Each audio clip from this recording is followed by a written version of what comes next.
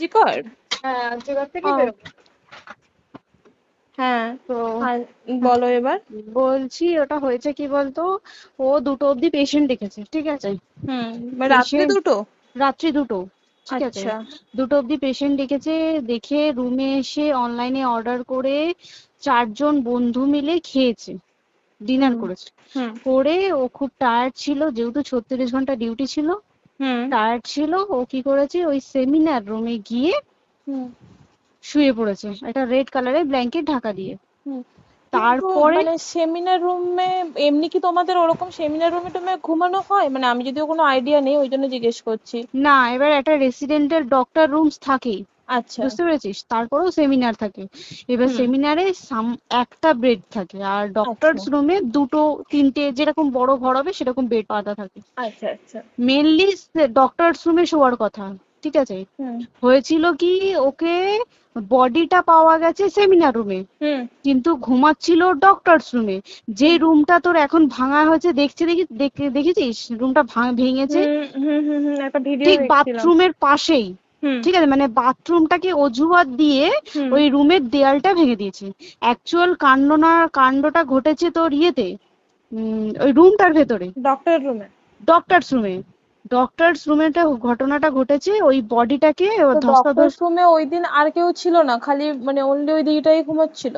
হ্যাঁ, এবার তোকে আমি বলি, অন কলে নিশ্চয়ই একজন থাকবে না, ওরা হুম জুনিয়র সিনিয়র মিলিয়ে থাকে, এমনকি থার্ড ইয়ার একজন থাকবে, সেকেন্ড ইয়ার একজন থাকবে, হুম প্লাস ফার্স্ট ইয়ারের ইন্টার্নশিপরা যারা থাকে তারা ইন্টার্নরা থাকে। হুম আর চেস্ট এমন একটা ওয়ার্ড হচ্ছে, কোভিড এর পর থেকে প্রায় হামেশাই সবার শ্বাসকষ্ট হচ্ছে, মানে আসছে মানেই শ্বাসকষ্ট হচ্ছে।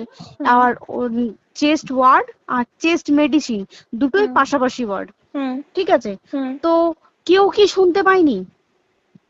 কেউ শুনতে পায়নি। হ্যাঁ, ওটাই তো আমি ওই দিনকে ওটাই ভাবছিলাম এবার যে দেখ, ধস্তাধস্তি করাতে একটা নিশ্চয়ই চিৎকার হয়, একটা ভাইলেন্ট হয়, হুম হুম বুঝতে পেরেছিস। হুম তারপরে আবার কি, যে 4জন ওর সাথে খেয়েছে তারা কোথায়, তারা কেন মিডিয়ার সামনে আসছে না?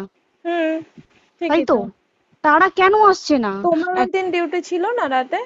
ওই দিনকে আমি নাইটে ডিউটি করছিলাম। আচ্ছা।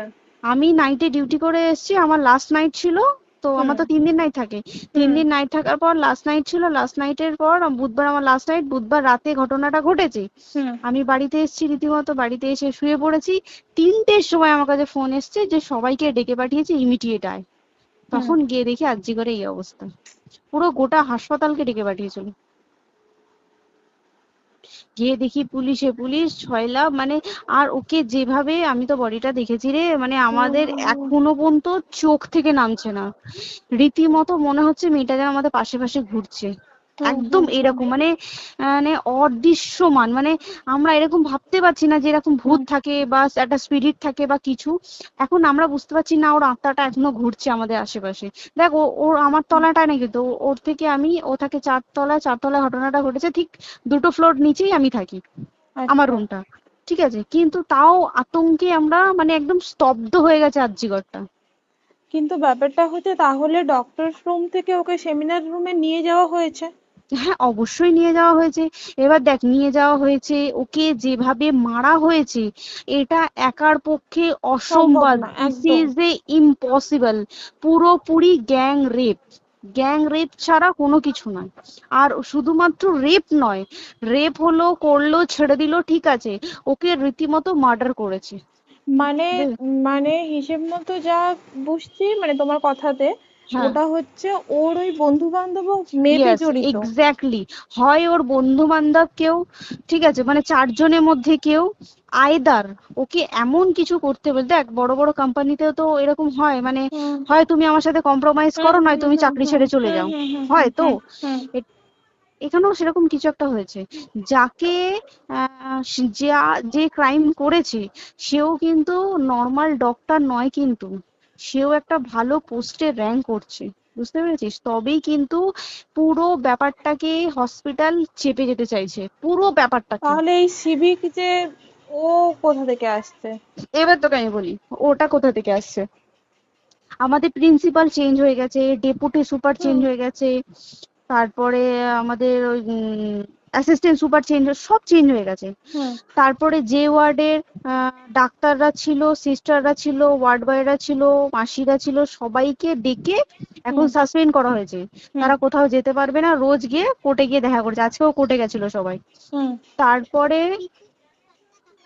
উম, তারপরে তোমার তোর এগুলো হলো, তারপরে তোর কি বলে, আরে বল না, ওই সিবিআই এটা হয়েছে কি, মানে ও সেই সঞ্জয় রায় যে ধরা পড়েছে, হুম অ্যাকচুয়াল কিন্তু ও নেই, হুম ঠিক আছে?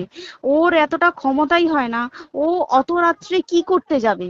হুম ও অত রাত্রে ওখানে কি করতে যাবে? ও না পেশেন্ট, ও নাকি বলছে দালাল পেশেন্ট নিয়ে গেছে। তো পেশেন্ট নিয়ে যখন গেছে, দিদিটার রুমে যখন যাবে, নিশ্চয়ই দিদিটার রুমে কোনো কাগজপত্র দেখাতে যাবে, সেই অবস্থায় গিয়ে দেখে যে এরকম এরকম ঘটনা, তা ঝাঁপিয়ে পড়েছে ওর উপরে। হুম এরকম কিছু কি, তাও কিছু নয়, শুধু গেছে দেখছে ড্রিঙ্ক অবস্থায়, ওকে ক্যামেরায় দেখা গেছে ড্রিঙ্ক অবস্থায় গেছে আর এসছে, এইটুকুই দেখা গেছে। তারপরে হচ্ছে কি, তোর অনেক রকম এখানে অনেক রকম ব্যাপার আছে। যে দিনকে ঘটনাটা ঘটে তার ঠিক দুদিন পরে ওই সেমিনার বাথরুমের অজুহাত দিয়ে সেম ডক্টর যে রুমের হুম দেওয়ালটা আছে, ওই হুম দেওয়ালটা ভেঙে দিয়েছে। কেন? প্রথমে ওকে বললো সুসাইড করেছে, আমাদের যখন ফার্স্ট খবর আছে তখন সুসাইড করেছে। হুম তারপরে যখন হসপিটালে যাই তখন গিয়ে শুনছি নাকি না, সুসাইড করেনি, এটা রেপ করেছে, রেপ করে মার্ডার করা হয়েছে। হুম বুঝতে পারলি, এখানে বিশাল বড় একটা গেম চলছে।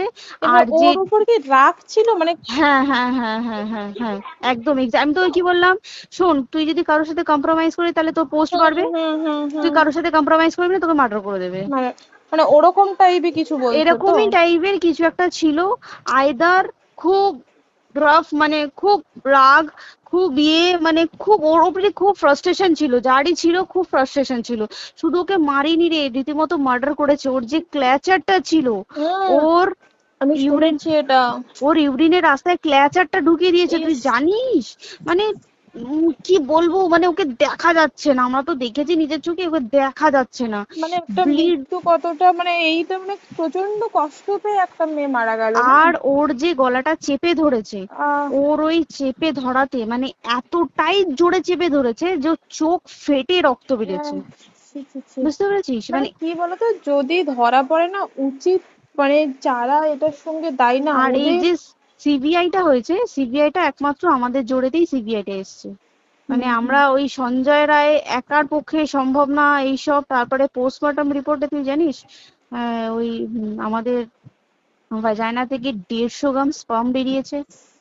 ইস, পোস্টমর্টম রিপোর্ট 150 গ্রাম স্পার্ম, মানে বুঝতে পারছিস? Hmm not a calculated, minimum, minimum কম করে 6 থেকে 7 জন করেছে ওকে rape।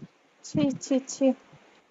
ওই জন্যই তো আমরা এতটা বেশি ভাইলেন্ট হয়ে গেছি, বুঝতে পেরেছিস? আর তারপর আমাদের দেখো, একটা মেয়ে তার কাজের জায়গাতেই ছিল, এমনটা নয় যে রাস্তাঘাটে কোনো বিপদ, ও তার কাজের আরে জায়গাতেই সেফ নয়। শোন, দেখ বড় বড় কোম্পানিতে কি হয়, রুমের ভেতরে এগুলো হয়, মানে ধর রুমের ভেতরে হলো, যেমন কল সেন্টারে হয়, নাইট হুম শিফটে হুম হয়, হুম হুম এইগুলো একসেপ্টেবল।